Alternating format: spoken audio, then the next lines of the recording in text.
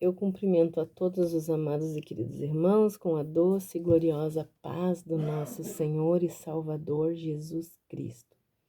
Continuamos a nossa leitura bíblica, o nosso estudo, a nossa jornada pela fé, aqui no capítulo 35 do livro de Números. Diz assim: nas planícies de Moabe, junto ao rio Jordão, nas proximidades de Jericó, que ficava no outro lado do rio, o Senhor falou a Moisés, orientando: ordena aos filhos de Israel que da herança que possuem entreguem aos levitas cidades, a fim de que possam morar. As pastagens ao redor dessas cidades, e pastagens também ao redor dessas cidades. Darei tais cidades aos levitas para criarem seus rebanhos. As cidades serão sua habitação e as pastagens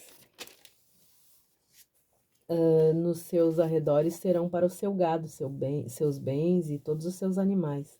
As pastagens nos arredores das cidades que dareis aos levitas se estenderão a partir da muralha da cidade, até 450 metros ao seu redor.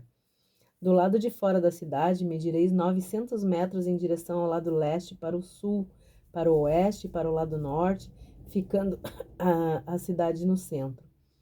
Eles terão esta área para servir de pastagens aos rebanhos dessas cidades. As cidades que dareis aos levitas serão as 6 cidades do refúgio, cedidas para vós, para abrigar pessoas que acidentalmente matarem alguém. Além dessas, eu dareis mais 42 cidades. Ao todo entregarei aos levitas 48 cidades, a cidade com seus espaços reservados para as pastagens. As cidades que darei da possessão dos filhos de Israel, vós as tomareis em maior número dos que têm muito, e em pequeno número dos que têm pouco. Cada um dará das suas cidades aos levitas, em proporção à herança que tiver recebido. Então o Senhor falou a Moisés e ordenou: fala assim aos israelitas: quando tiverdes passado o Jordão para a terra de Canaã, escolhereis cidade, das quais fareis cidades de refúgio, onde possa refugiar-se o homicida que tenha matado alguém sem intenção ou inadvertidamente. Essas cidades vos servirão de refúgio contra o vingador do sangue, e o homicida não deverá morrer antes de ter comparecido para o devido julgamento diante da congregação israelita. As cidades que darei serão para vós 6 cidades de refúgio. Designareis 3 cidades deste lado do Jordão e 3 do outro lado de Canaã, tanto para os israelitas como para o estrangeiro e para aquele que mora no meio de vocês. Essas 6 cidades servirão de refúgio, onde possa se refugiar aquele que matar alguém involuntariamente.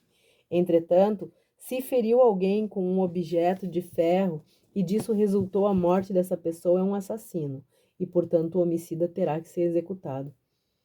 Se feriu com uma pedra apropriada para matar e a pessoa agredida morrer, igualmente é um homicida, e como assassino deverá pagar com a própria vida. Ou ainda, se feriu alguém com um instrumento de madeira apropriado para matar e a vítima morrer, igualmente é assassinado. Será, portanto, morto tal homicida. O vingador do sangue da vítima matará o assassino. Assim que o encontrar, o executará. Se alguém com ódio empurrar uma pessoa com intenção de matar ou atirar algum objeto contra ela, de modo que essa pessoa venha a morrer, ou se com hostilidade se desferir um soco, provocando assim a morte, tal agressor deverá ser executado, porque é também homicida. O vingador da vítima matará o assassino quando encontrar. Contudo, se empurrou a vítima fortuitamente, sem ódio e violência, ou atirou um objeto contra ela sem a intenção de matar, ou ainda sem notar a presença da vítima, deixou cair sobre ela uma pedra que a pudesse matar, e isso resultou em morte, embora não alimentasse contra ela nenhum rancor e não lhe planejasse mal algum, a comunidade julgará segundo essas regras, entre o que feriu e o vingador do sangue da vítima, e salvará o homicida da mão do vingador da vítima, e o enviará de volta à cidade de refúgio para onde tinha fugido. Ali permanecerá até a morte do sumo sacerdote, que foi ungido com óleo santo. Se, entretanto, o acusado vier e sair do território da cidade do refúgio onde se havia abrigado, e o vingador do sangue da vítima o encontrar fora do território da sua cidade de refúgio, tal vingador terá o direito de matar o acusado, sem medo de ser considerado homicida também.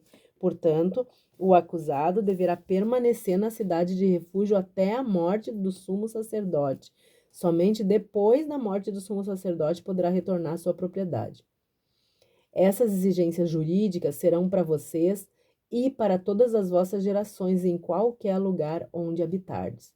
Em todo caso de homicídio, o assassino será julgado e morto mediante o depoimento de testemunhas, mas uma única testemunha não levará alguém à pena de morte.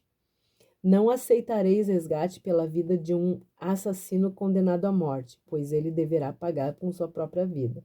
Também não aceitareis resgate por alguém que tendo se refugiado na sua cidade de refúgio, queira voltar a habitar na sua propriedade antes da morte do sumo sacerdote. Não profanareis a terra onde estás. O sangue profana a terra, e não há para a terra outra expiação de sangue derramado, senão a do sangue daquele que o derramou. Não tornareis impura a terra onde habitais, e no meio da qual eu habito, porquanto eu, o Senhor, habito no meio dos filhos de Israel. Bom, a Bíblia diz que até as nossas melhores intenções são como trapo de imundícia. Quer dizer que até nas nossas melhores intenções, nós podemos prejudicar alguém. E, sendo assim, imagina o estrago que nós somos capazes de fazer quando nós agimos movidos pela raiva. O ser humano é capaz de cometer terríveis atrocidades e de provocar as piores confusões. O ser humano é cruel.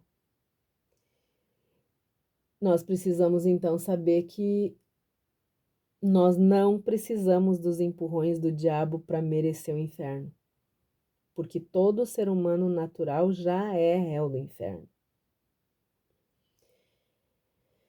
Paulo disse que todos pecaram e que todos foram destituídos da glória de Deus. Portanto, todo ser humano precisa de um Salvador. Todo. O bom mesmo é a gente saber que Deus amou tanto a humanidade que Ele mesmo proveu a solução que nós precisávamos. Ali na Terra Prometida tinham cidades para refúgio. Hoje o nosso refúgio é em Jesus Cristo. E se nós estivermos refugiados nele, ninguém vai poder nos atingir. Aqui dos versículo 1 até o 8, o assunto é a herança dos levitas. Depois do 9, a partir do 9 até o último, até o 34, a gente vai ver, tratar sobre o lugar de refúgio. Esse texto ele é aplicado primeiro diretamente à terra de Canaã, né? Ali desde o capítulo 33,